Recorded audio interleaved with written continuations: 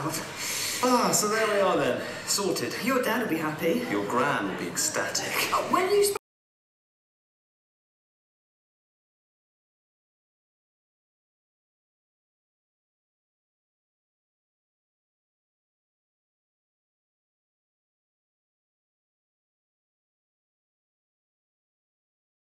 It was directed in our Birmingham studio by Kim Greenfield, and the editor is Jeremy Hull. In the artist tonight at 7, Q&A for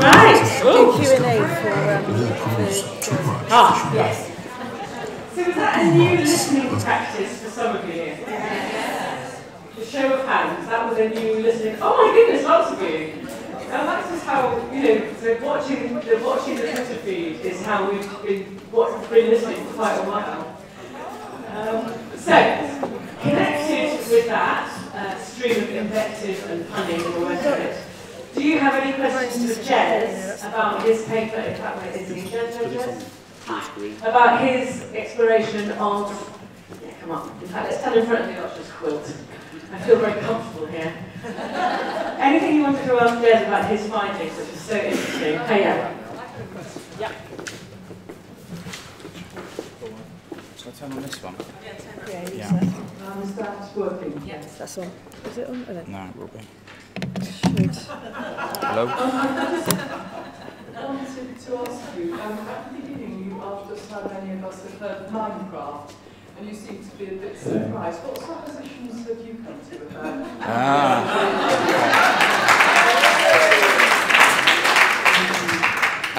So I know about Minecraft because I've got very young kids that play it, and So these are two separate It wasn't. and I play it, so I don't know. And actually, not a lot of people that I know generally know about Minecraft anyway. Generally, so. How many people play Minecraft in the room? So not okay. 5, 6, yeah. Okay. Great. Yes, exactly. You're right. Teenage children or grandchildren that might play it as well. You're right. So yeah. I was wondering if you looked into a correlation between the listening habits based on demographics such as age. No, because, okay. So on one level, I didn't do any correlation kind of work. Partly because I don't usually work with data and SPSS and those kind of things, and I don't know how to do it. So I didn't approach it from the basis that I was going to do that. But secondly, for the research question that I was looking at, I felt like I didn't need to ask people about age and sex and things like that. And I'm kind of a strong believer of not asking people things in research for the sake of asking them because it might be interesting, but for the research question. So in terms of ethics. Yeah. I would listen if it was on the radio. If it wasn't on podcast, I would be listening to it. Yeah. So I think it probably is. Yeah, and actually, it kept the survey shorter. So a lot of people said they enjoyed doing it, and I think part of that is because it was short, hopefully, and to the point, and didn't ask what sometimes can feel like extraneous questions. But you're right. Later on, I was thinking, it would have been nice possibly to have known the age of some of these people. I was just going to ask whether there were very many other people who listen in bed, whether that came out in your... So I put all the long answers... We've got 28% on our table. Oh right, well there you go. I put all the long answers into my NVivo, software analysis thing. I haven't properly done the analysis yet, but scrolling through stuff, and a lot of the answers I saw to start with, yes, that kind of thing came up quite a lot. The bath, the bed, that kind of thing did come up. I can't tell you how often it's come up yet, but I will be able to in the future, that kind of thing. So. Yeah, that's not the first time I've sat in a conference to listen to the articles with other fans. Because it was programmed from the science fiction EastCom some time back. But how much does what you're doing on the articles correlate to people who have other fans? Not just Minecraft, but other media fandom. Oh, okay. So, what other media fandom does it kind of Venn diagram overlap with a lot? I don't know actually. And it's interesting you kind of frame it in terms of fandom. So how many people would say you were listening? Put your hand up if you're a listener to the Archers. Right, put your hands down. Put your hands up if you are a fan of the Archers. Did anybody not put their hands up for both of those things? Cara. Right, so the question is, what's the difference between being an audience member and fandom? And I've got colleagues that work in fandom studies and subcultural studies and things like that. It's less my area, but it's an area I'm quite interested in creeping into. Yeah. We did something on that. Was it the second book? I can't remember. We tried to write about ACCA fandom and all this kind of thing. And it is a kind of quite a big subculture of cultural studies. The thing that I've noticed that's quite interesting is this intersection with Comic-Con, because that's like an accepted thing. People know about Comic-Con, and if you're into sci-fi, then you do those things. And I did notice that your mate Tim Bentic was at Bath Comic-Con this weekend, and I was thinking, what's that going to be like? You've got Doctor Who room, and and then there'll be the Archers room with him in his tweeds, and I was thinking, gosh. And we have kind of flirted with the idea of, sort of dress up and all that kind of stuff. Because it is much more. No, don't worry. No. There are like established practices. There are like, much. So I was saying to one of my junior staff, I was like, I'm going to an auction. And she was like, oh yeah, well, I haven't been to my feminist Harry Potter group for a few weeks. And I was like, okay. So I think it's part of this thing about the more collective experience. People do find each other, other, readers. I'd just like to respond to Nicola's point about Comic-Con and dressing up. Have you ever seen Galaxy Quest? No. Then that's gone a bit flat, hasn't it? What is it? Yeah, I'll explain later. That's good. Right. I didn't look specifically at Scotland and Wales, but I didn't exclude anybody globally because it was an international online. It had potential to spread that far, so it was spread through a few Facebook groups and through Twitter, as they seemed to be a good starting point. And by the time I'd got 1,000 responses within 24 hours, I didn't feel the need to spread it much further. But despite this thing I say of kind of recognising that I didn't get what we might think of, not passive listeners, but people who listen to FM radio only and wouldn't have seen my recruitment call.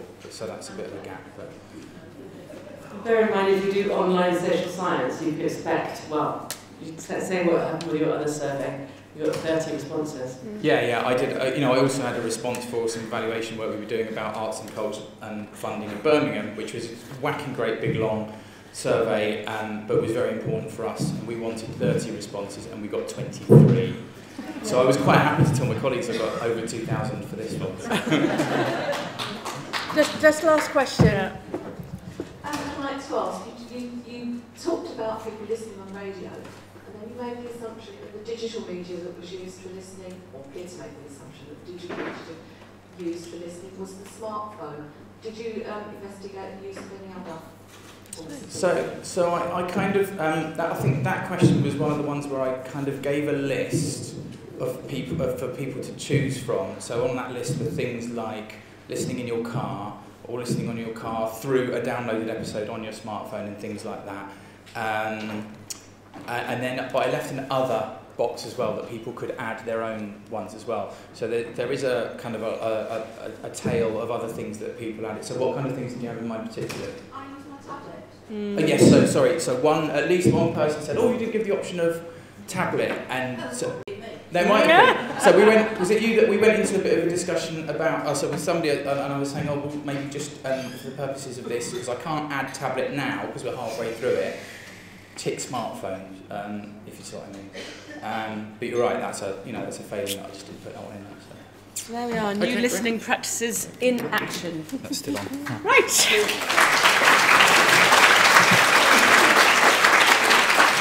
So we've got. Turn it off. Oh yeah, sorry, that one's off. Yeah. So we've got 3 Bristol. Hello. We've got 3 final papers now, which are all merely on the theme of death or dying. I'm wondering if we're going to hear a death this evening when Jill finds out the little name. So this could be really timely. Exactly. Right. So our first one. Oh, it's going to go forward. There we go. So how do I... That one. Is that one there? Can everyone hear me okay with this one on? Excellent. Okay. Hi everyone. You've seen me running around this weekend. My name's Abby Pattenden. I'm currently president of the National Association of Funeral Directors, as well as being a working funeral director. Thank you. And I'm here today to talk to you about attitudes to death and dying in the Archers. I'm going to skip through a lot of my early stuff because it's the end stuff that is interesting, I think, I hope. Fingers crossed. Oh my God, just dropped my mic in the water. Round of applause for me for doing that. Right, are you okay? Sorry, To use this one? yes. There we go. Let me take this away. Yay! Yeah, that's good. Check me out for that skill, well done. And now I look like I'm singing to you, so that's really good news. So I'll just skip through my early bits, as I was saying. So the NAFD is the UK's largest trade association. About 80% of the funerals which are carried out in the UK will be done by a member. I've been the president for nearly a year now. We're elected in May for a one-year term. Here is a very exciting photo of me looking like a grown-up with my magnificent chain on. There we go. And I'm very proud to say that I am the youngest woman to have ever held the position. Thank you. So a little bit of statistical stuff. So about one person dies in England and Wales for every 110 people. I've used a lot of stats from Leo Horsemeyer, for which I'm very grateful, and done some maths. And I think that we know of about 150 to 180 people in the Archers. This is a combination of the people who we hear, the people who we don't hear, and the known connections that they have. There are also other people who we know exist, but we don't know in the same way. So people like the staff who work at Grey Gables or Damara, people who you would expect to hear about if they died. And I think that this is approximately 200-ish people, give or take. So therefore, you should really expect to hear 1 to 2 deaths in the Archers per year. That doesn't happen. And what I want to look at is why we get less, who the people are that we see dying, and that's interesting to me. But I just want to say a little bit about farming. Now, farming is incredibly dangerous. 29 people died in farming in 2017 to 18. It doesn't sound very much. It's actually 19.5% of all the industrial deaths in the UK in that period. And it's the most dangerous occupation to be working in when it's measured by rate. So rate of industrial deaths is measured by number of deaths per 100,000 people working in the industry. And this little table here shows you agriculture is the 8.2. That's deaths in industries per 100,000 workers, 2013-14 to 2017-18.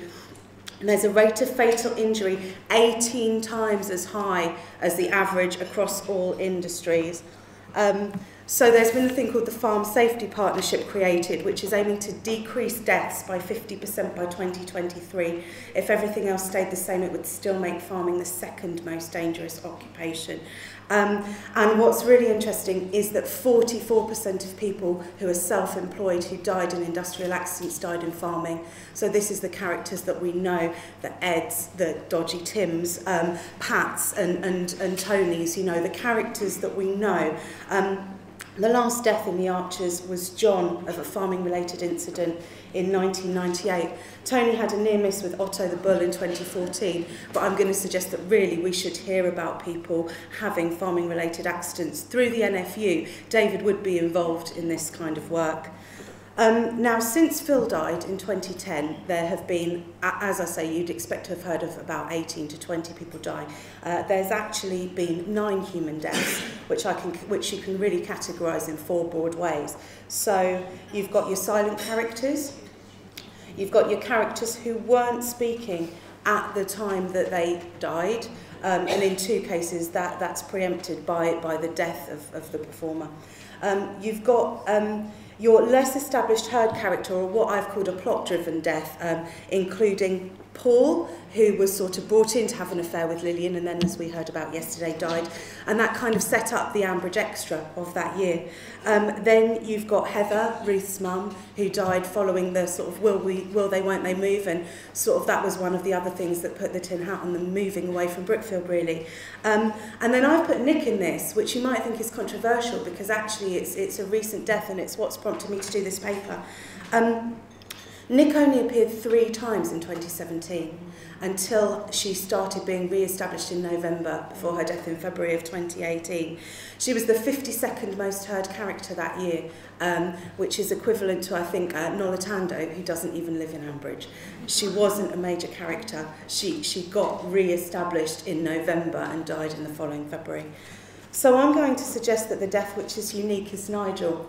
Now, Nigel was established in the drama. He wasn't introduced or reintroduced into the Archers purely for the purposes of dying. So in this group of 9 people, he's kind of unique, really. Having said that they're different, I would just say there are some similarities between Nick and Nigel. Both of them were married to children of main families. They had unexpected deaths, leaving young families behind.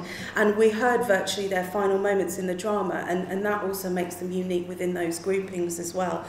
What I'm going to suggest, though, is that the events which led on from those deaths were portrayed very differently in the drama, and I'm going to argue that they contrast with how society has come around to treating death in the intervening time. Now, death is a taboo.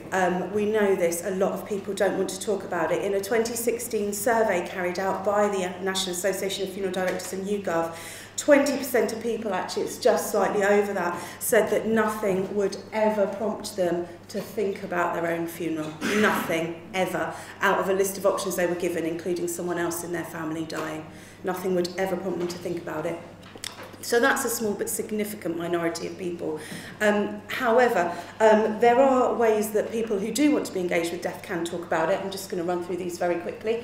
So there's the Death Cafe movement, which started just after Nigel died, funny enough, and there are now 8,000 death cafes in 65 countries. It's not meant to be grief counselling, it's just a group-directed discussion about death. And it always includes cake. Very appropriate here. The Church of England has a similar thing which is slightly more structured. It's called Grave Talk. Again, it's a conversation model, but they have conversation cards to prompt people. They're on 5 topics: life, death, society, funerals and grief.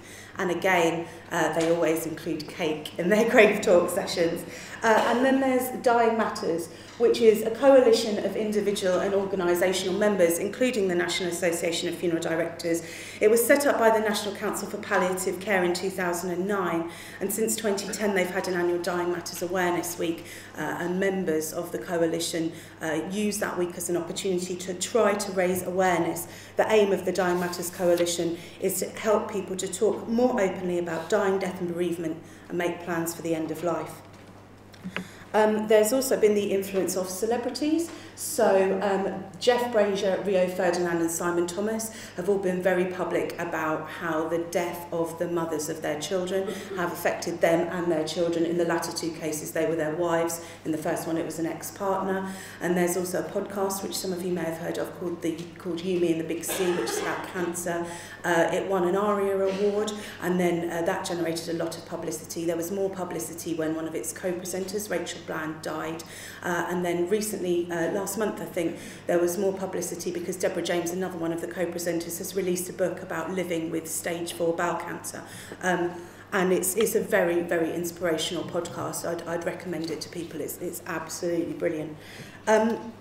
But this trend towards openness has not, in my opinion, been reflected in the Archers, where I feel we saw more storylines leading from Nigel's death 8 years ago than Nick's in the intervening time, which is when most of these movements have really gained traction. So these are the things that I would suggest led from Nigel's death: the rift between Elizabeth and David, Elizabeth's heart problems, Elizabeth's affair with Roy. We've seen recently that she ascribes her depression and Freddie's imprisonment, which I'm going to talk a little bit about more later. And I'd also say Lily and Russ as well. I do wonder whether Lily would be going out with an older, ostensibly unsuitable man if she hadn't lost her father figure at such a young age. I mean, it's impossible to know, of course. Now, in contrast to this, The issues that came around at the time that Nick died were all about resolving or advancing other plot points. So we found out that Nick actually was the person who ran over Matt, and that was the resolution of that storyline. At the funeral, a lot was made of the fact that Alice's alcohol issues seemed to be being exacerbated, and there was also a bit of an idea of a reconciliation between Will and Ed and Emma. Now, since then there has been other storylines. I'll talk about those in a minute, and there was the storyline about the rota for the childcare. And it did show the difficulties of what can happen in a family where you go from being a two-parent to a one-parent family, but it didn't feature the children. And I sort of wonder, the outcome of it seemed to be one of these periods where we're reminded that Susan is not actually a bad person all the time. Now, I know what people are going to say, and that this feels like an unfair comparison because of the length of time since Nigel has died compared to the recent period of time that Nick has died. But what I'm going to say, and what I'm going to talk about for the rest of my presentation, is that we could have had storylines at the time of Nick's death which would have reflected not only key issues within discussions in the deaf community, but also things which would have been of genuine interest to the audience, I would think. And I'd just like to talk about 3 of those. So the first one is funeral affordability, and I'm going to skip through this because it's just figures really. But the average, a typical burial in 2017 cost £4,257. I did some anecdotal research. I rang a funeral director near Inkbarrow. I pretended to be someone who had someone who was going to die quite soon. Sorry, probably shouldn't say that. I phoned a natural burial ground as well and asked them about their prices. And I think this is probably about right, the amount that Will would have been expected to pay for Nick's funeral. Now, I've got no idea whether Will had access to that kind of money, and obviously it's notorious that money isn't ever something that we hear that much about in the Archers. He would have been entitled to a bereavement support payment at the higher rate of £3,500 and up to 18 subsequent payments of £350, which I presume are designed to fill the gap in a lack of income on a regular basis from a second parent. This is all because of having children and access to child benefit. And that's it. That's all he would have been entitled to. Now, we know that Will is obviously always contrasted with Ed and Emma in the affluent stakes, you know, and he's got a lot of money compared to them. So what would, if Emma had died instead, what would Ed have been entitled to? Now, Ed would have been entitled to the same thing, and possibly, depending on the financial circumstances and benefits, nothing else. And we know that branch of the Grundy family, that branch struggles from day to day in even keeping going with the most simple things. Where would they have found their £4,257? There is a payment called the Social Fund Funeral Payment, and it's designed to provide a contribution, notice that word, contribution, towards a simple, low-cost, respectful funeral. It's not designed to pay for the whole thing. But in any case, it's thought to be inadequate for the purpose. The average award is less than 35% of the estimated average cost. And there's a portion of it which is for other expenses, which is supposed to not include the necessities. Confusingly, other expenses includes a coffin. I don't quite understand how that's not a necessity, but never mind. And that amount has stayed at £700 since 2003. It hasn't gone up at all. In that time, inflation has risen by 57%. So for people who have got nothing or who are financially struggling, obviously any amount of money to have to access unexpectedly, it is too much. And last, I think it was in January, we found out that local authorities in 2017 to 18 had spent £5.4 million on their statutory duty of environmental health funerals for people who live in their area but who don't have access to funds. And it led to this headline in The Independent: the rise of paupers funerals, a term which I hate, incidentally. It's undignified, it's Victorian, it increases the stigma. The rise of paupers funerals is a disgraceful reminder of Britain's inequalities. Now, discussion, as I say, I don't know whether Will could afford Nick's funeral or not, but discussion about the funds could have prompted the audience to talk about funerals and other issues more generally, which sort of leads on to my next topic. Have I got time to do my audience participation exercise or not really? Do you mind? Okay. If no one minds, and I should have said at the start, obviously I am talking about death, and you know, I again, as with yesterday, if this is a topic which is difficult for you, then that's fine, and you know, please, you know. Can I just ask anyone in the room who has a written plan of what they would like for their funeral to raise their hand? So quite a few of you, yeah? And can I ask you to keep it raised if the person or people who would be likely to be arranging your funeral know that and know how to access it? Okay. So, I mean, that's pretty good. It's a better response than I got from a group of humanist celebrants. So, but I mean, as you can see, there are an awful lot of us in this room who have not thought about this issue. Now, in 2018, we heard a family discussion over how to memorialise someone, the best way to remember them, and even to dispose of the body. It was a respectful and sensitive conversation, taking into account the preferences of the person who died, but also the wishes of other family members. Now, it would have been lovely if this had been Will and Beverly, Nick's mum, or even Will and some of the others in the family, but actually it was Elizabeth and Freddie about Topper when he died in July. He had to be put to sleep, and that was a conversation that would have been much better had about a human.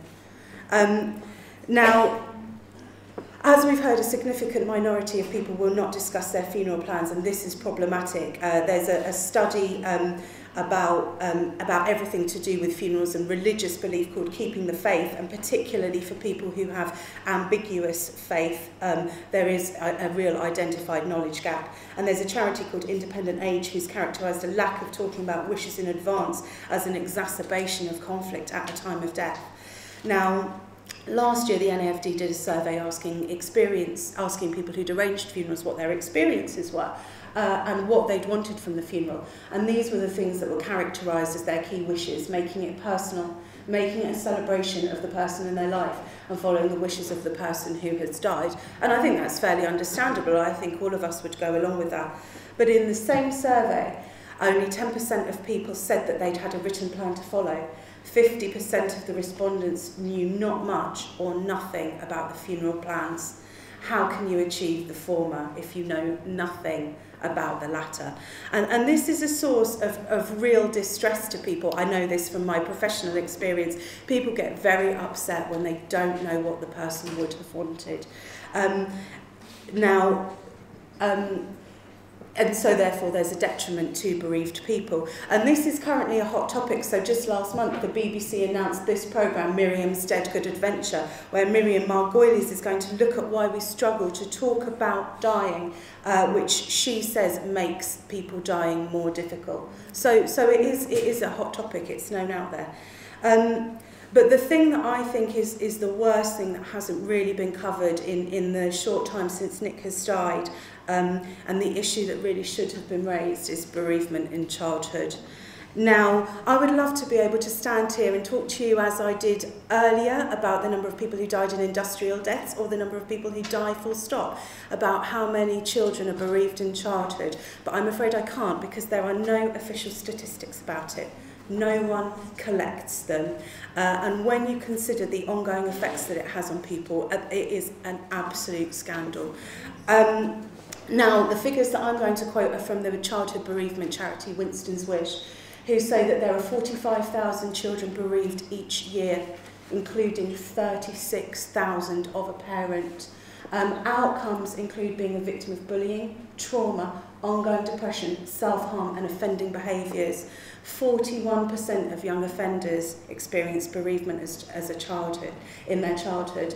And I did kind of hope that Freddie might come out of his young offenders institution and find out that that was something that he'd had in common with some of the other inmates in there. And I don't know how well you can see these at the back, so I'll just read them. These are from the Winston's Wish website. We had no idea how to deal with the pain and the horror of my mother's death, nor the preceding years of torturous treatment. We closed down, my brothers moved away, and my father barely spoke to me. Within a year I was self-harming. I took myself to the GP without my father's knowledge and was prescribed antidepressants. I was not monitored while taking these and regularly took small overdoses. And another one, Grief, unimaginable grief, unsupported through no one else's fault, continues to impact on my daily life. A failed marriage, numerous lost relationships, still sleepless nights wondering if I could, even as a child, have done more. The feeling of helplessness, lack of control and fear are at the back of my mind daily. Now, our lack of ability to talk about death exacerbates feelings for these children who are bereaved. So I know someone whose mum died when he was 12. His headmaster was told, but when he went back to school, the family found that his headmaster hadn't told the rest of the teachers because he found it too awkward and didn't want to upset them.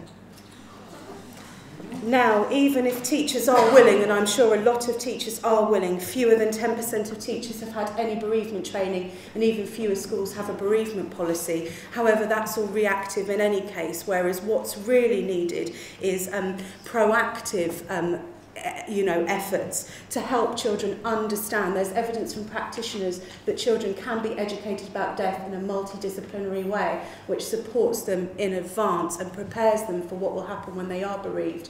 There are parallels with other topics, in SRE and PHSE. So, for example, sex and relationships. You can talk to children about loss and about missing someone before you ever talk about death, in the same way that you can talk about, consent and intimacy in relationships before you ever talk about biology. So in 2018, the Department of Health issued a consultation on SRE and PHSE, which sought to improve these subjects, which the consultation characterised as being about relationships, health and the wider world. Death, loss, bereavement, none of these words were even mentioned in the consultation, which is supposed to be about relationships in the wider world and how we prepare our children. What would have been really interesting about this in the Archers is that the family profile makes it really interesting. So there's a wide age range of children. I think Poppy was 4 when her mum died. I think Jake was about 14. Mia's somewhere in between. Obviously, it's a blended family, and so there's 2 other children, George and Kira, who are in between ages as well. And there's proximity of other children too. Now, I understand that child actors, it might be problematic, but you could have heard Ed and Emma talking about how they were going to tell Kira that Nick had died and answer her questions. You could have had Helen being concerned because they were going to talk about loss at Loxley Barrett and what impact would that have on Henry, for example. There are other ways to do it with raising awareness of this. Now, recently we've heard disagreements between Will and Mia about how to remember Nick, and I think it's great that Mia's finally, I would say belatedly, come in as a character. I'm really, really pleased about that. But I think that the focus has been quite a lot on Will. We could have heard about Kira making a memory box. We could have had Jake and Mia being involved in how they actually arranged the funeral and what the content was. They went to the grave too much in some people's opinion, but how often did the children want to go to the grave? We've got no way of knowing. What I'm going to suggest is that these storylines that did cover Nick's death were about the circumstances arising from her death, rather than the impact of the death itself. And I know that is a nuanced distinction, but I think it is a distinction. And I'm going to say that it was a real wasted opportunity to raise awareness in the way that the death did. Now, we all know that the plotline was designed to raise awareness of sepsis, and it worked. 15,000 people called the BBC Action Line about sepsis after Nick died. So we know people listen to the Archers, people pay attention to it, people want to find out more about the stuff that they hear. And so what I'm going to say is it's a shame that this didn't continue since Nick has died. There is a real necessity in this country to discuss these issues. And I'm going to say it would be particularly useful in a continuing drama. Quite often it's done in documentary, but a drama gives us space and it gives us time. Look at the recent episode with Elizabeth and her counsellor, 12 minutes just of that issue being given space.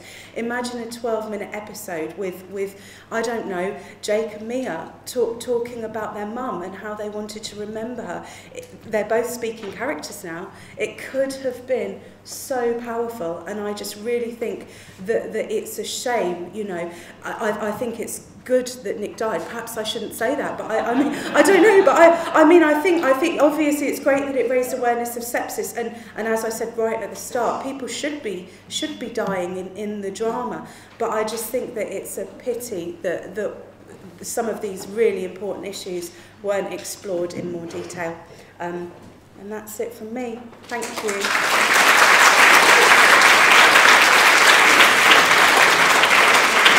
Is that all?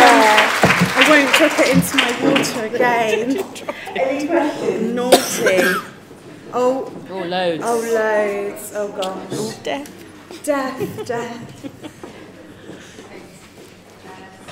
I'm about to see one of those questions that's really common things. You deal with people once they've died, Yes. you deal with people getting there. Yes. It's exactly the same problem discussing wishes around the end of life. Yeah. And I think there is an opportunity to discuss do not resuscitate orders, to discuss people's wishes around the intensive care. Yeah. And I just really want to signpost a fabulous website called Talk CPR, which is a Welsh website designed by palliative care doctors. But it kind of gives you some tips on talking about what you want at the end of life with your family and how you can introduce that topic. And as a geriatrician, please do it. Yeah, well, it's interesting following your talk yesterday. I really did think, you know, there is a lot about in medicine that doctors aren't really trained, and doctors feel quite a lot of pressure to actually continue treating people past a time when actually it's feasible. And there was something on Twitter that I just saw this morning about the number of people who die in hospital as opposed to the number of people who want to die at home, because is medicine too I think solution oriented, was, you know, and that actually doctors feel too much pressure to try to fix people when actually they should be looking at making them comfortable. So it's definitely, it is a thing, yeah. Hello. Hi. I want to know what you think of the way that Will handled Poppy and the other children, because he's had a lot of criticism from Emma about this, but actually some of what he's done actually seems to make sense to me. What do you think? I mean, it's interesting. I saw someone say on one of the Archers' Facebook pages, Will's still a bastard. He's just a bastard who's lost his wife now. and I have to say that Will is not my favourite character. I think that obviously there are many different things. There's a possible young carer storyline coming up for Mia, isn't there? And I think there's a lot of things around that. You know, if Jake was the one who still lived with him, would his expectations be the same? I think he might have been doing better to start off with, but I think recently, you know, this whole thing about what is and isn't appropriate, you know, what's appropriate for Jake and Mia to remember their mum is what's appropriate for them to remember their mum. But I wonder whether Nick was chosen because Will is one of those characters that is a bit, we kind of want to disagree with him, and I wonder whether it is meant to be a cautionary tale in a way, you know. He's not the most sophisticated of all the characters. I mean, I was just laughing. It's been a long time since I'd done maths at school. But I mean, I think we obviously haven't heard a lot of what's happened, but like anyone else, children need to be given time and space to grieve in their own ways. And if he has been doing that, then it would be the right thing. Well, we're taking questions from this. There. Hi, I was just thinking about Winston's wish, because when actually Nick died, obviously I was aware of the charity, and I was desperately thinking, shall I email the writers, although I knew it was too late because they weren't quite a few, to say, please use this opportunity to say about Winston's wish. I'm aware of a friend's family who immediately got in touch with them and made a huge difference for the children in terms of even going to the funeral and how they experienced cancer. That's really worth people doing it. If you ever emailed them, practice. I have spoken. I've done I did a project during my presidential year. I've been doing a project on bereavement in childhood, and did some work with the chief exec of Winston's Wish, and I did ask him if he listens to the Archers, but I don't think he did. Back. Yep. I've worked as a hospital chaplain, both in acute hospital and in hospice. So we've had to deal with the children and parents who are dying, and I think it's really sad that Nick died so quickly that there wasn't the opportunity for the children to have any preparation at all. And certainly in the hospice, all children are offered through their parents to have counselling beforehand and afterwards as well. And I think in the acute hospitals they would try and do something similar.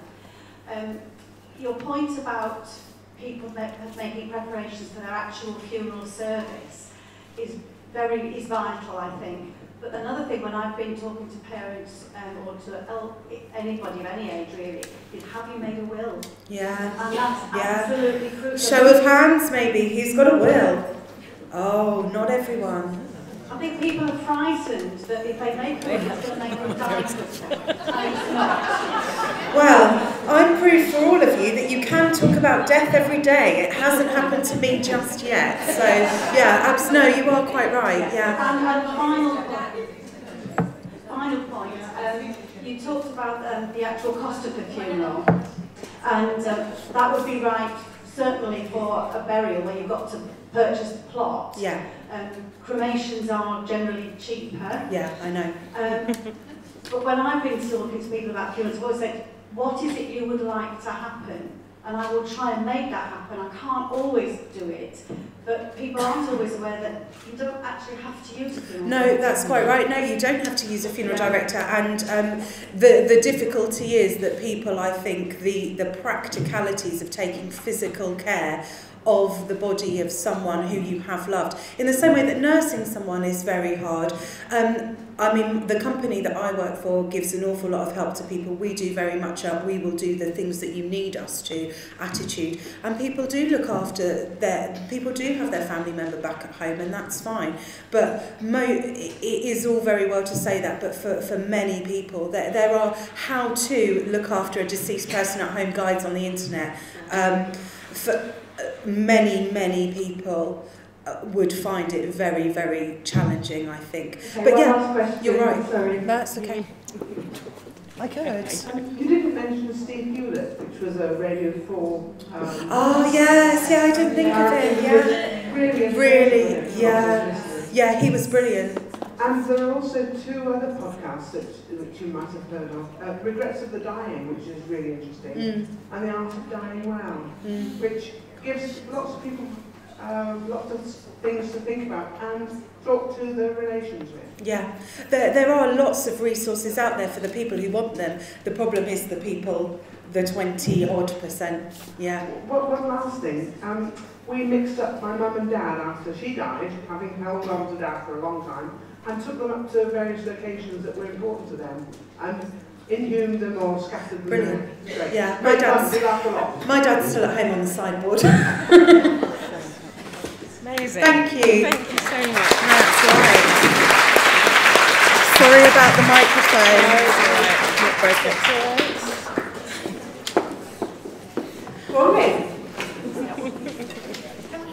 Is it dead? You can put it on there's your another lapel one there, just so to you get can use that one.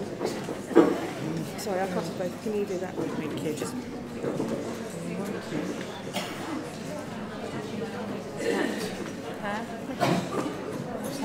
hello. Yeah, they can hear me. Good to go? Right.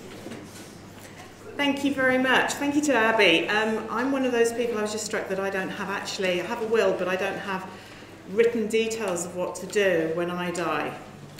I do have details about what to do for all my animals. So that leads me on to what I'm going to be talking with you this morning about.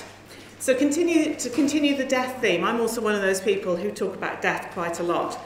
I'm going to look at bereavement in animal owners. There's very limited but interesting evidence about this. I'm a mental health nurse and I've worked in the NHS for 40 years nearly. I'm also a welfare volunteer for a national equine welfare charity, and I've undertaken some research into the hoarding of animals by humans. And yes, hoarding. People hoard animals. That's another story for another day. So I've been really fascinated for many, many years as a mental health nurse and working with animals about the relationships that we humans have with animals. And what happens when they die is part of that relationship. And the loss of my very special horse, after 27 years together, made me focus even more on this particular area. So, humans and animals. Humans have formed relationships with animals for thousands of years. There are differences between simple ownership and attachment and emotional involvement with animals. More than half of UK households have an animal or more than one companion animal, and sometimes several species within them. I'll just have a show of hands. Who here has got an animal at home? Oh, look at that. That's more than 50% by my guesses anyway. Our animals can be considered as our family and maybe as our friends. Many people involve animals in celebrations. Some may involve them in sort of things like Christmas, buying them presents. And some people, oh, there's some nods, okay. We've got that sort of audience, great. And also some people will do little songs and dances for their animals. That's just a bit weird, we'll move on. Okay.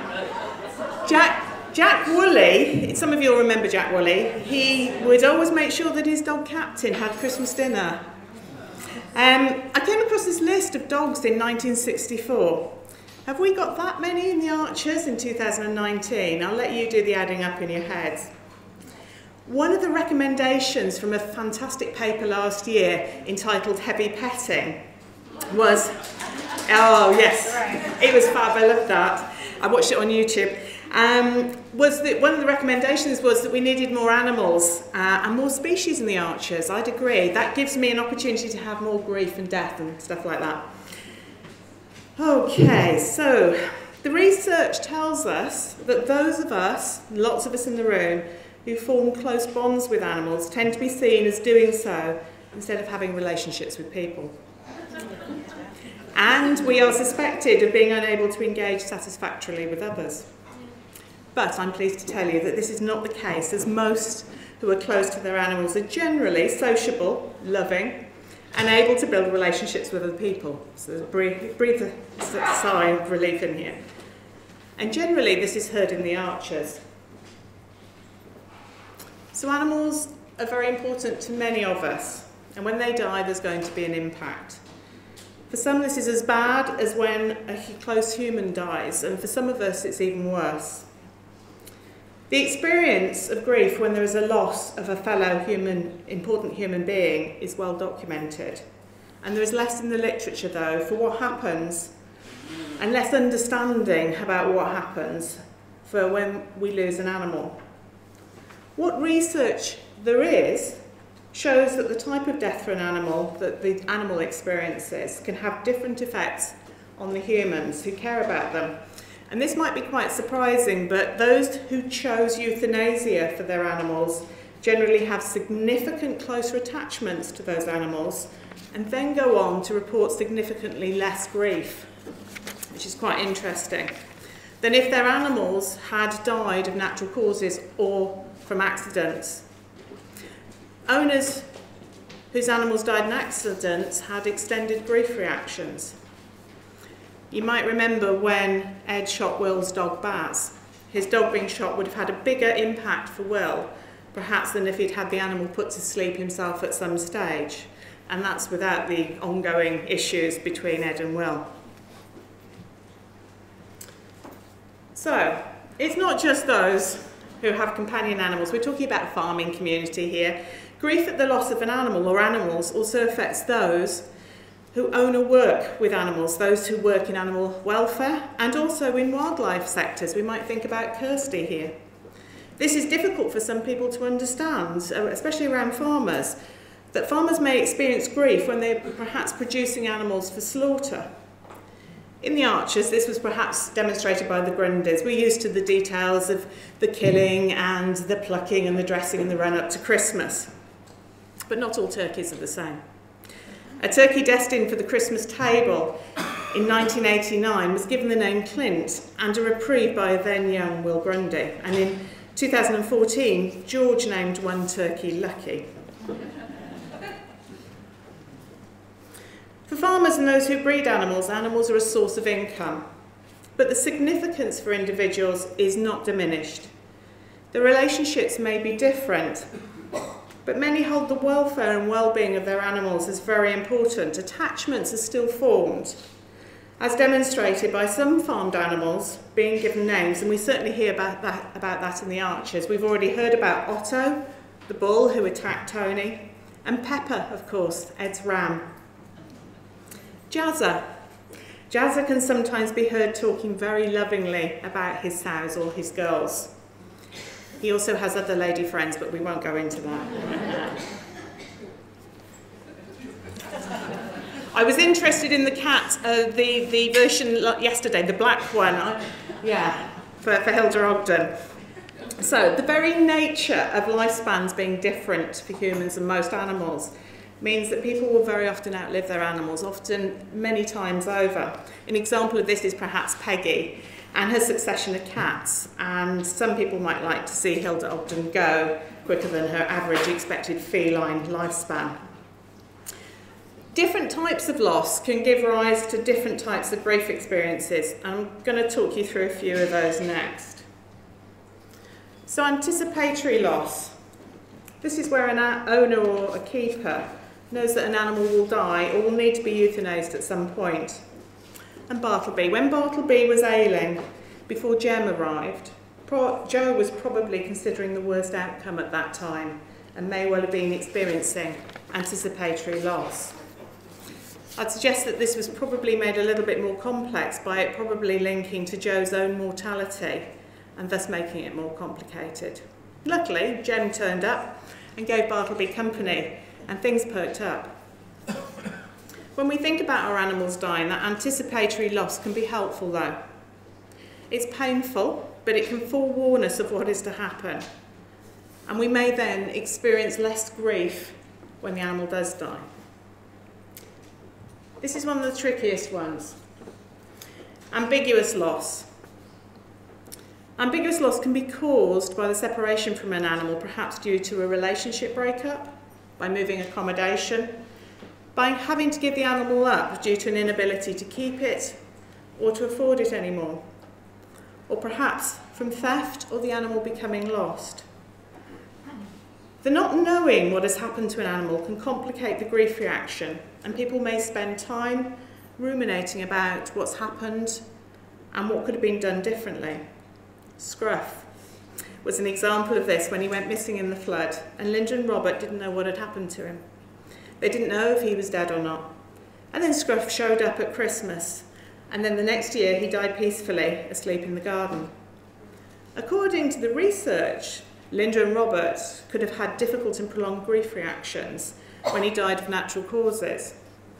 But I'd suggest that Linda is often pragmatic when the chips are down, and she'd already dealt with the ambiguous loss of Scruff. And perhaps she was able to deal with this second loss of the same animal with ease.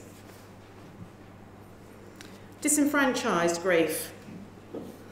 This links back to the relationships that many of us have with animals and those bonds that we have with them. Those bonds often aren't recognised by others or by society. Therefore, when an animal dies, others underestimate or don't understand the impact and the subsequent grief response for someone. Worse still, people may be ridiculed for their feelings and may feel that they have to hide their grief from friends, from work colleagues, and even from their family. Well-meaning but unhelpful, if not downright painful comments can be made, such as, "It was only an animal," or "You can get another one." We certainly wouldn't say that to somebody who just lost a human. So,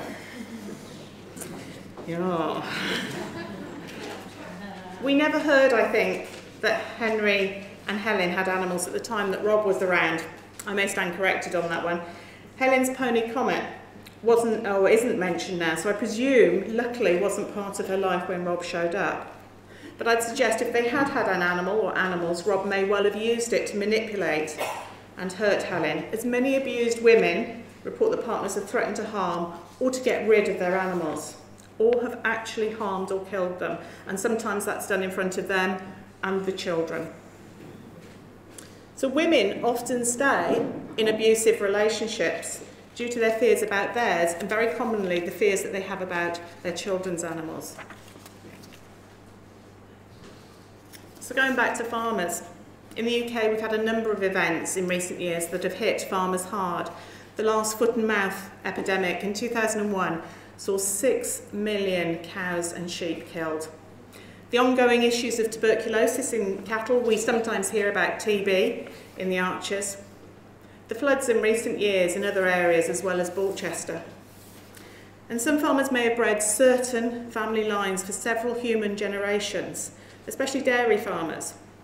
And the culling out or loss of herds can be very hard to bear for some farmers and for other workers involved.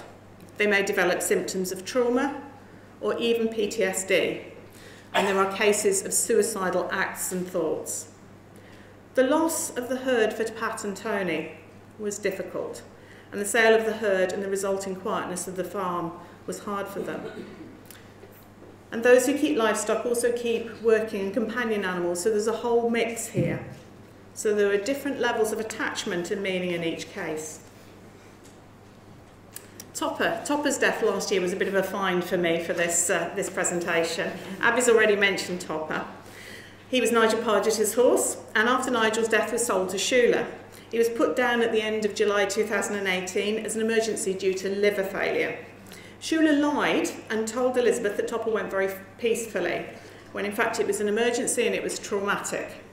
The euthanasia of large animals is different to small animals. It is often traumatic, it is often difficult, and it is often risky. Shula acknowledged that Topper was a linking object. He was a link for Freddie to his father. And this is often the case in the loss of an animal. They can be a link to other humans who have died or who are no longer in that individual's life.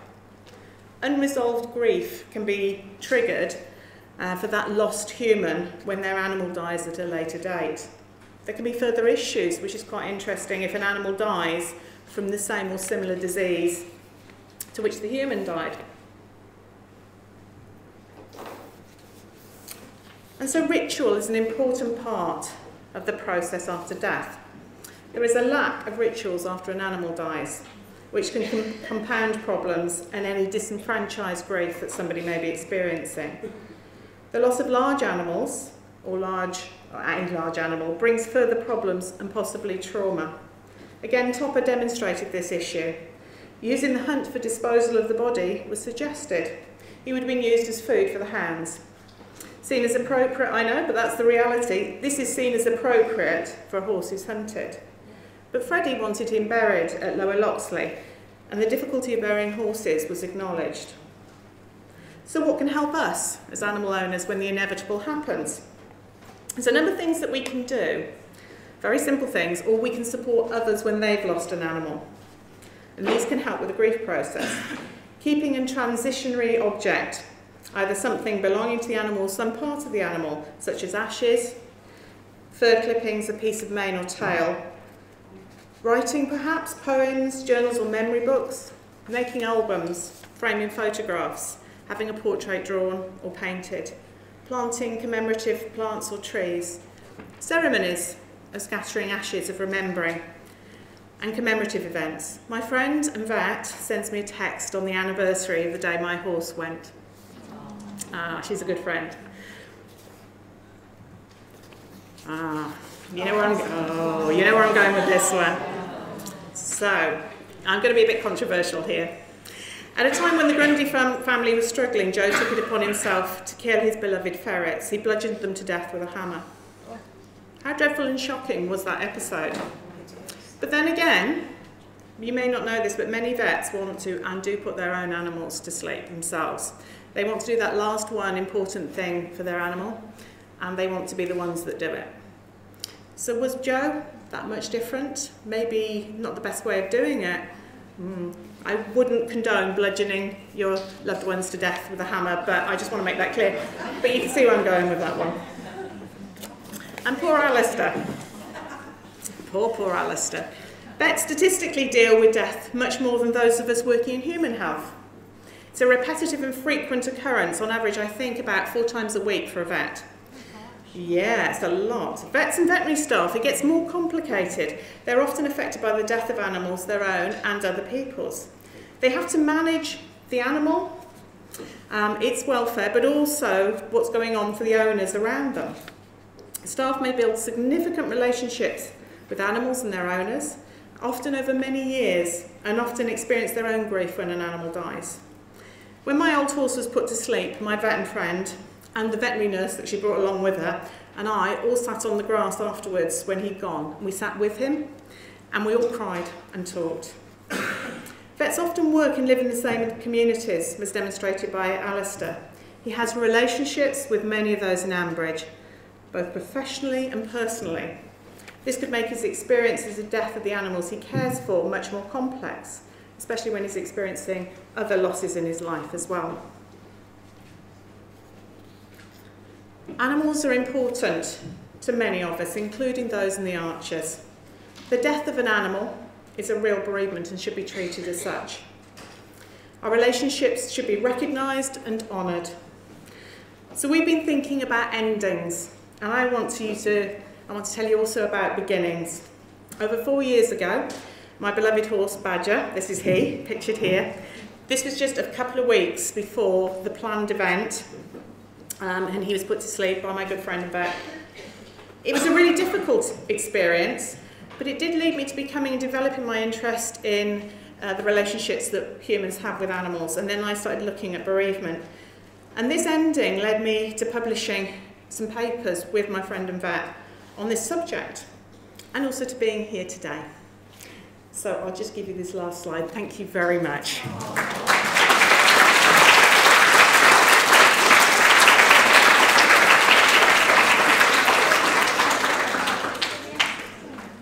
I find that more moving. That one there, yeah, I find that more moving and hard to listen to than the previous paper. I can't have a pet because I travel all the time, live in most accommodation.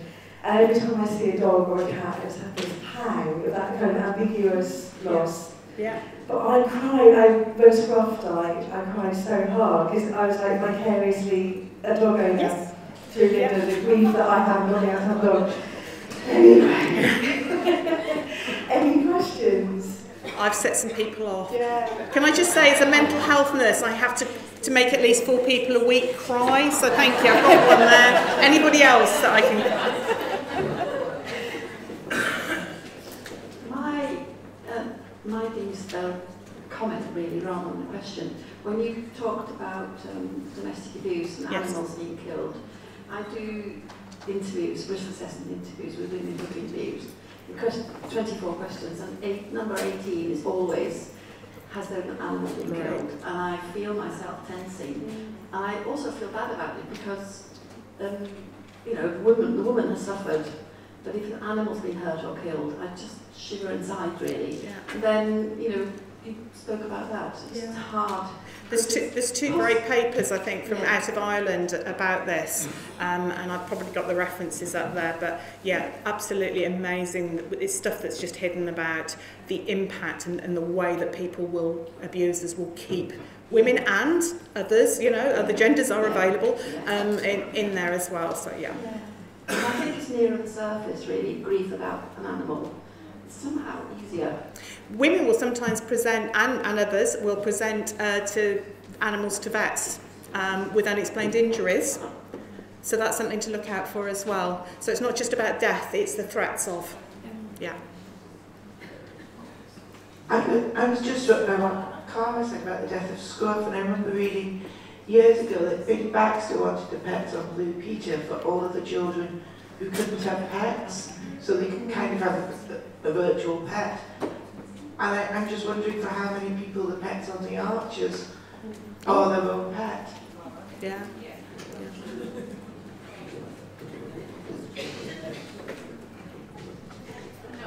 Hello. We had a Cocker Spaniel for nearly 14 years who we had to put to sleep in November. And a couple of weeks later I received a letter from my insurance company offering me bereavement counselling. And I felt I didn't need it because I was having really good support from friends and family anyway. But that letter arrived on the day that it was on the news, that people who are inadvertently caught up in a terrorist attack and injured are not receiving grief and counselling. And I found that very shocking. Yeah. Very shocking.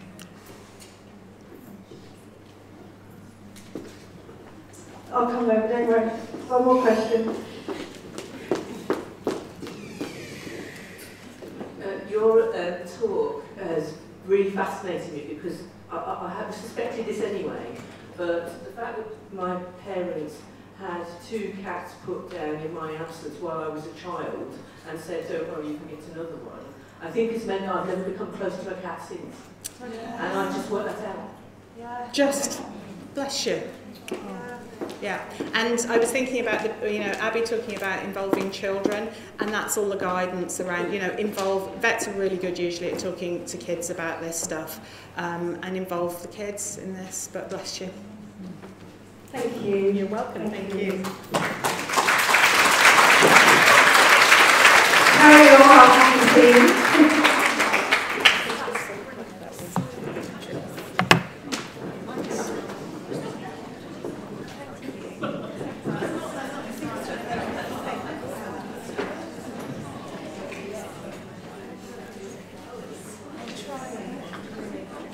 Well, hello everybody. Can you hear me okay? Good, thank you. I'm very pleased to be here, even though coming into bat at number 11 is often quite a tricky task.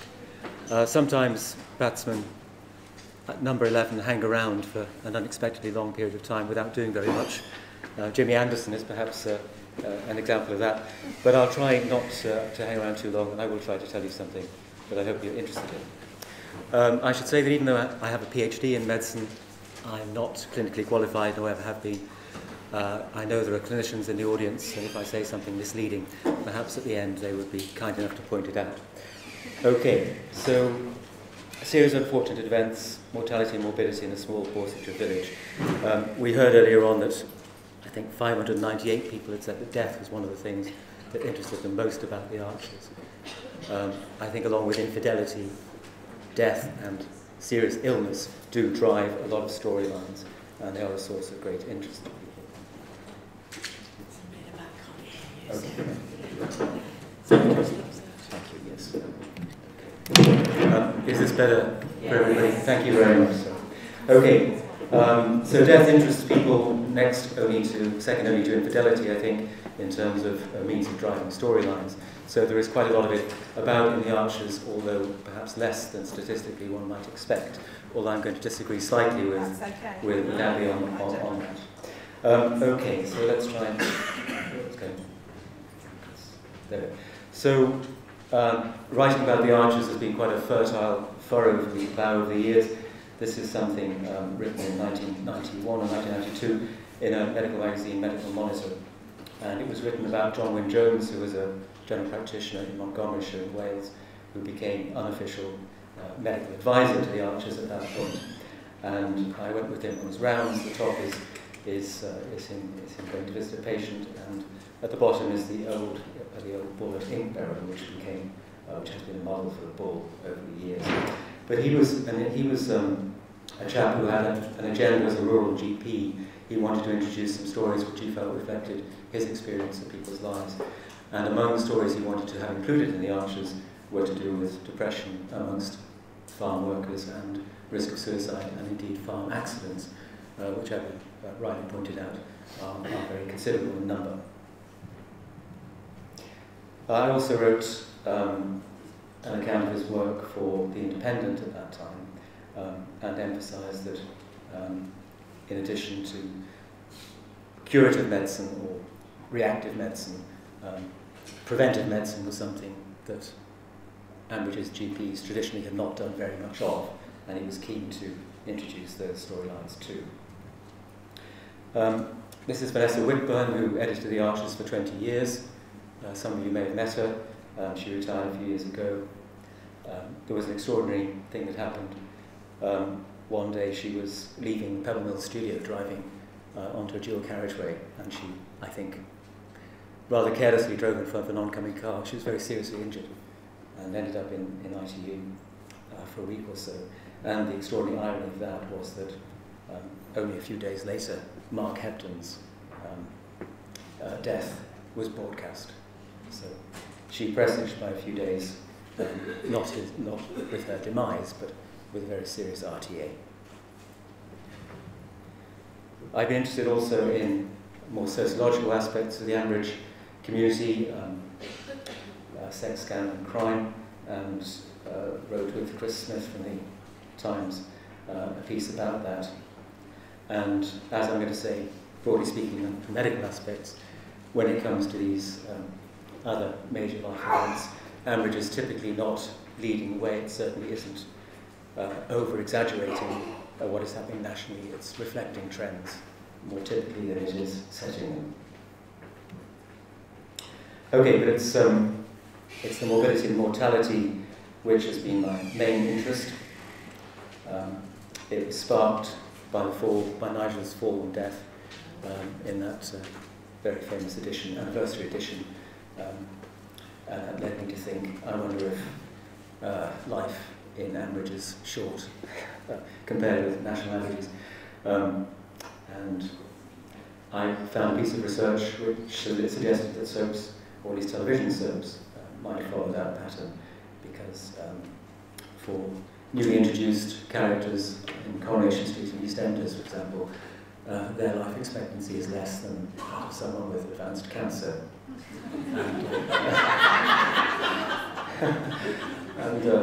And overall, characters in those soaps have a life expectancy which is less than that of bomb disposal experts. I wondered whether that would be the case in the Archers as well.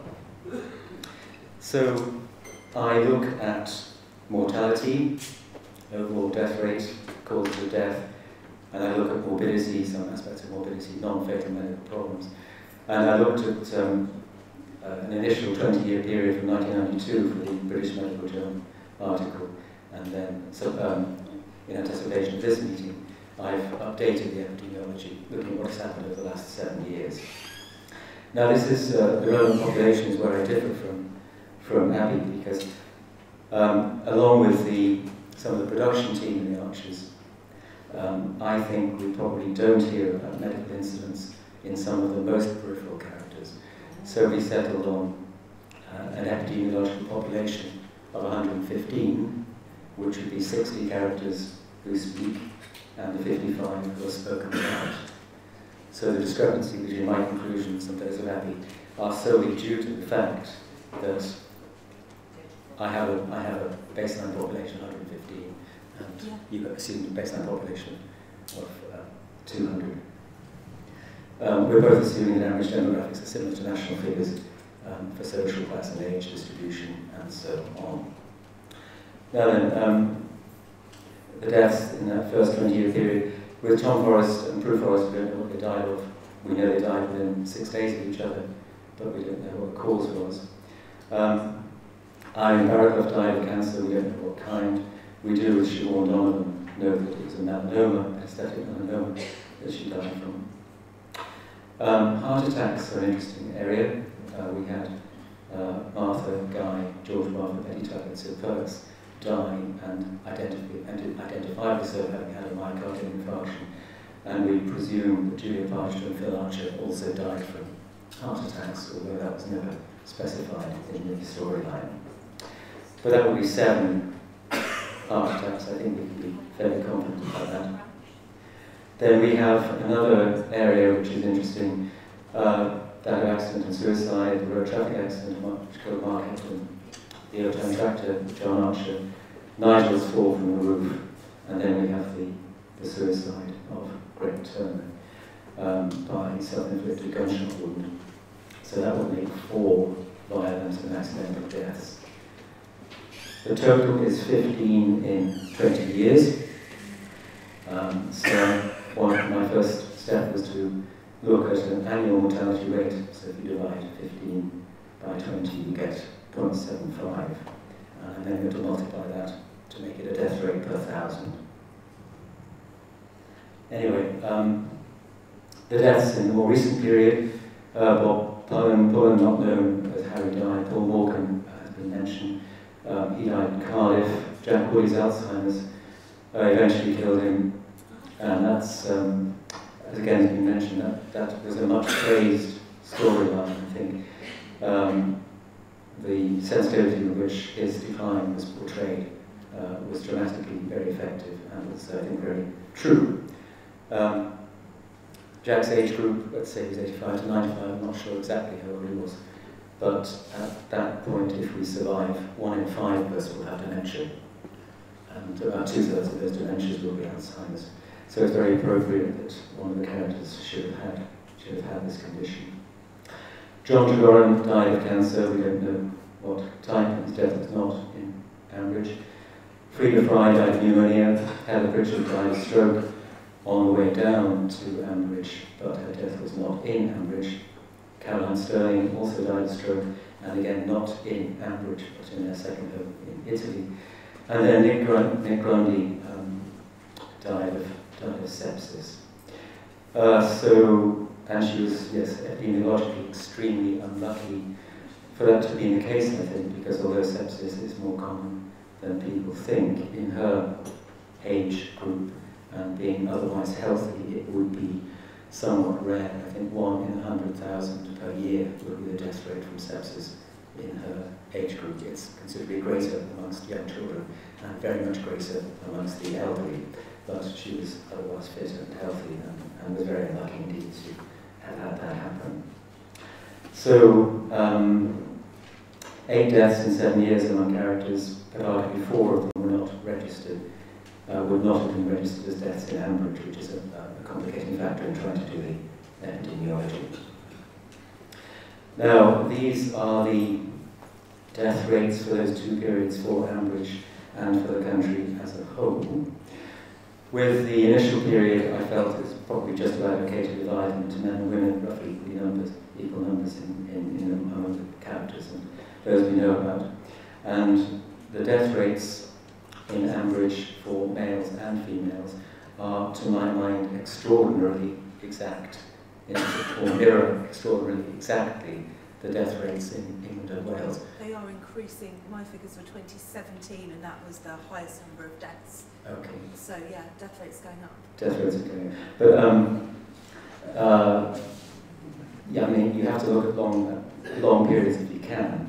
And this more recent period of 2012 to 18, if you count all 8 people we know of having died as being deaths that would be registered in the Ambridge district, then you have a death rate of 9.6, which is not far off, but a little exceeding the national average.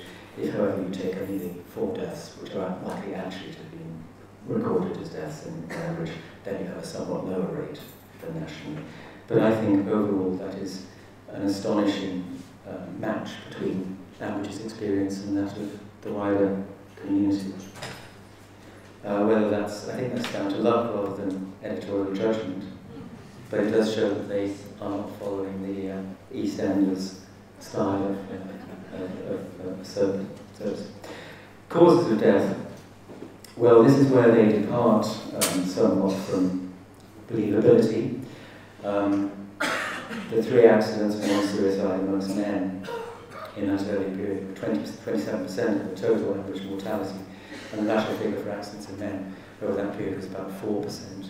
So if you add a few percent for suicide, it's still nowhere near the 27% that we see in the programme. So there was perhaps a dramatic imperative to make those deaths that did happen for violent reasons of one kind or another. Less explicable, less explicable in terms of the need for drama, perhaps, is the high mortality rate from myocardial infarction. Over the period I was looking at, cardiac deaths were 33% of mortality, or almost 50% if we include the probable heart attacks, and the national figure for that period was about 20% of deaths being attributable to heart attack. In Ambridge over that period, heart attacks were almost invariably fatal, and that is not the case nationally. Most heart attacks, first heart attacks, are survived, and over the period we were looking at, there was the introduction of better out-of-hospital coronary care and thrombolytic clot-dissolving drugs, so the death rate was coming down. But anyway, even before those new medical interventions, the majority of people having the kind of heart attacks that our characters had would have survived. In the storylines, they almost always died. Now, one of the reasons for this is that a heart attack, if your actor or actress dies suddenly in real life, the most convenient way of getting rid of them in the story is for them to have a heart attack. So there's this practical imperative, which is partly underlying the high mortality rate.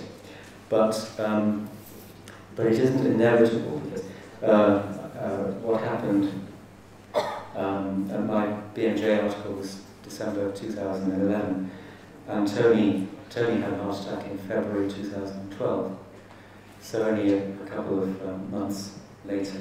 And of course he survived. And I'd been working with Camilla Fisher, who was the archivist in the Archers in Pebble at the time, and I wrote to her an email saying, I pointed out the fact that heart attacks were very fatal. Now Tony has survived. Are those links connect? Are those linked? Are those facts linked? And she wrote back saying, "What power, what fun!" Exclamation mark. So there was a question yesterday about whether the writers actually pay attention to research that's done about the program, and I think probably that survived heart attack, the non-fatal heart attack, was a response to the criticisms they had about heart attacks being too commonly fatal shortly before. Cancer deaths are low in Ambridge in that period, 13%, and we expect nationally about a 25% mortality rate from cancer, and that hasn't changed subsequently. In the more recent period, there have been few events. There have been no suicides or fatal accidents, and obviously there was, in Rob's stabbing, there was a nearly fatal assault, but it wasn't fatal in the end. Many would wish that it had been. There's been only one fatal heart attack as opposed to 7 in the previous or the longer period. Tony survived, and that's more representative. In cancer, however, the death rate remains still unusually low. Looking at non-fatal medical events, well, there was a question yesterday about fertility in Ambridge, and I did look at the fertility rate, which I'd also put in the BMJ article. So this is not morbidity, this is fertility, this is successfully completed pregnancies, and at the rate, the national rate in the period, 20-year period, was 11.4 live births per 1,000 population, and in Ambridge the live birth rate was 5.6 per 1,000. So there had at that point been less than average fertility amongst Ambridge's characters. I don't know why that should have been the case, but it wasn't the case. In terms of obstetric morbidity, we had ectopic pregnancy, we had preeclampsia, we had prematurity. These are all relatively common problems, so it is expected that these will be reflected in an everyday story. Daniel Hepton's juvenile arthritis was a very unusual event. So also was the fact that he recovered completely from it.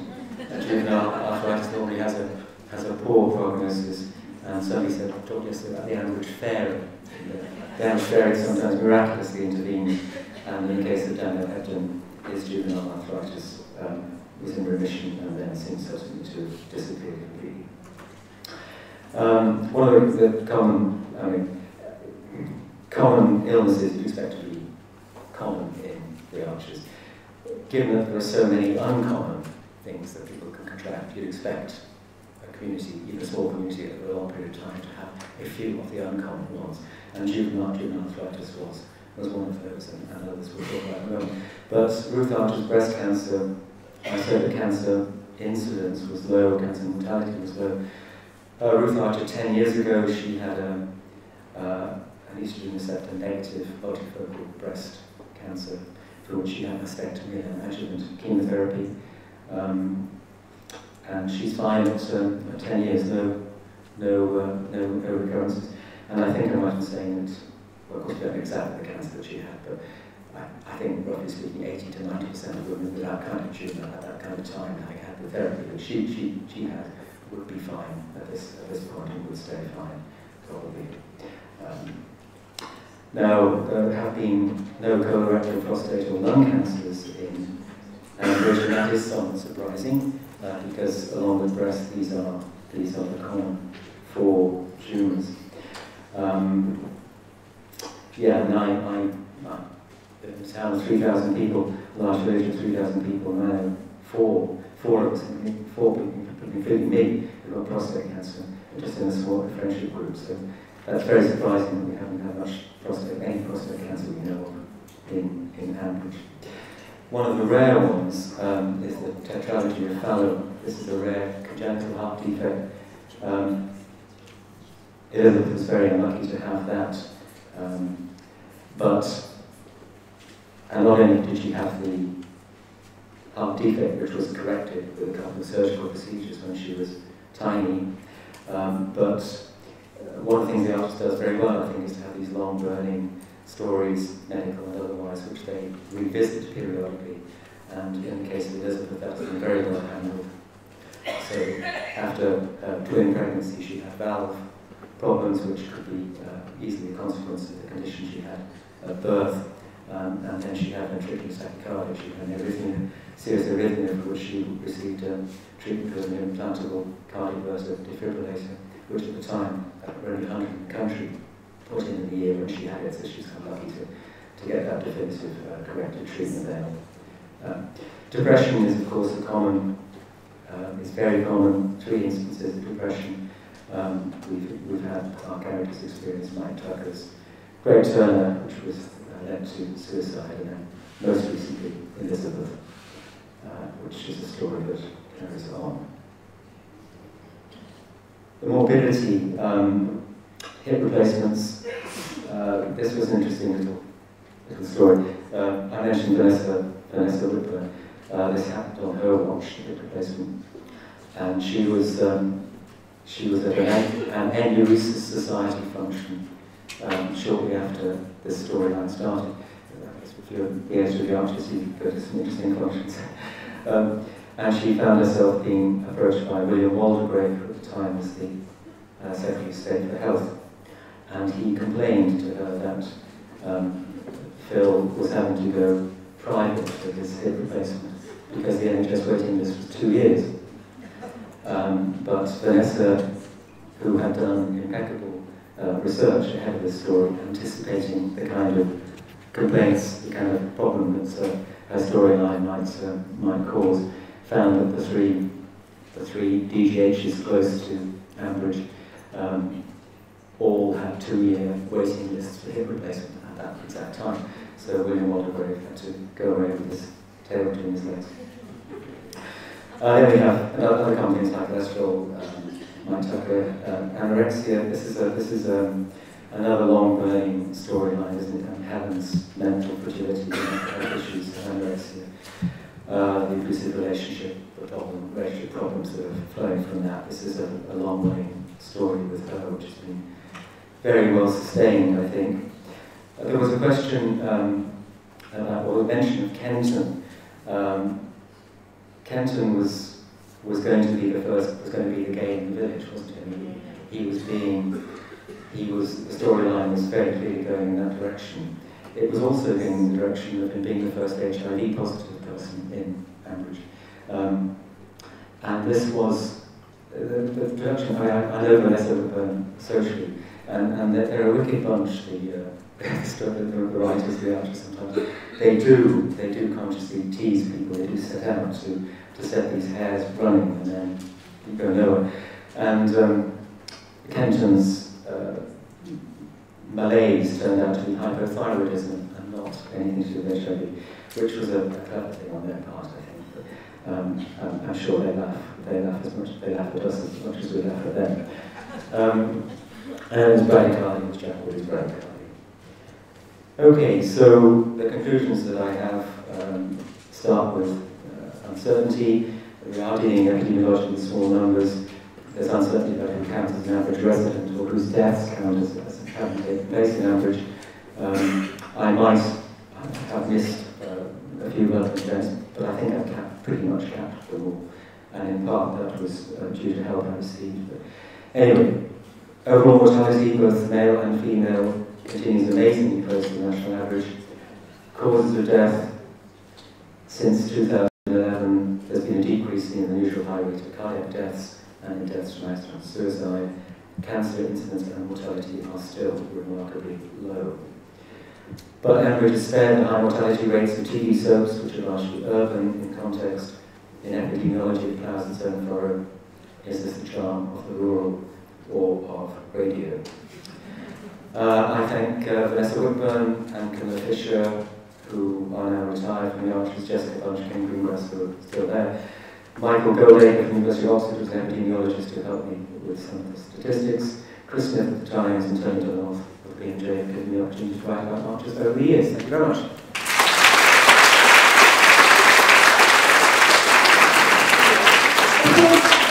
All of our papers on dying have obviously been written before the outbreak of hypocrititis that has hit Ambridge in the last week. We've got time for a few questions.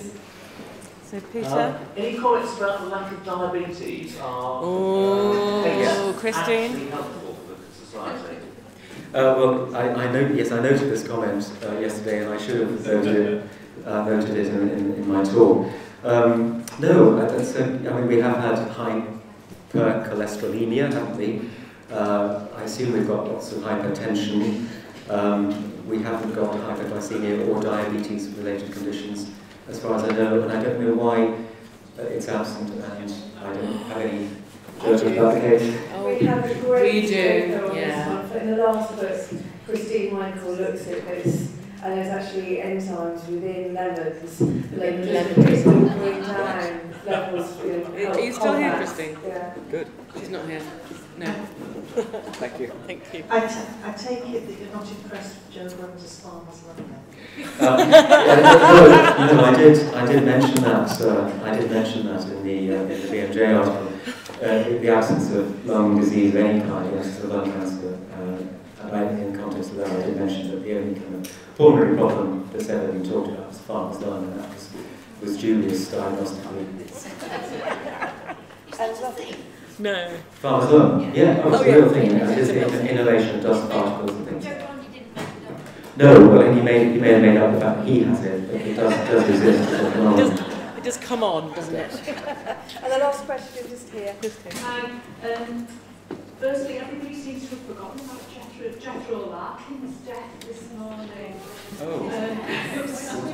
What was that, 56? But he was chopping down a tree for Dave Arch and the branch fell on him.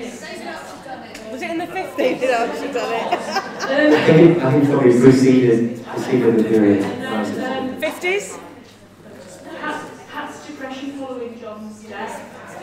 Yes, okay, thank you, yes. I think that John's death has probably had quite an impact on Bridge Farm and it'd be interesting to explore that. Yes, you're right. And then also there's an amazing lack of Brexit anxiety. Yes, thank God.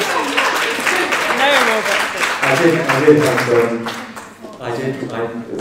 One of the tweets, in the context of Freddie, one of the tweets was about ketamine.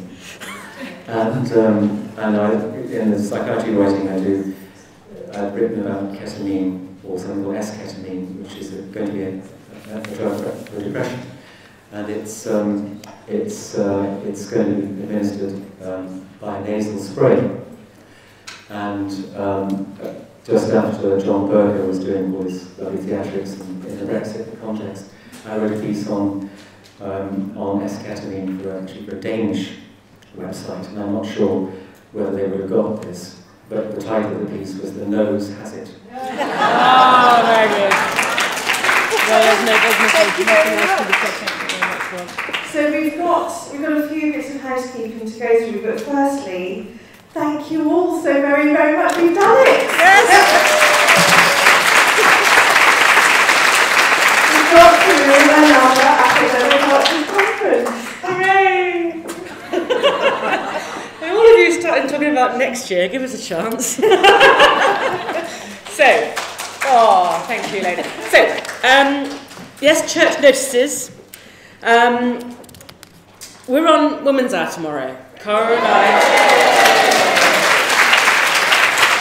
We've done the prelim with them, and they were real fans, weren't they? So we're being interviewed by Jane Garvey. Jane.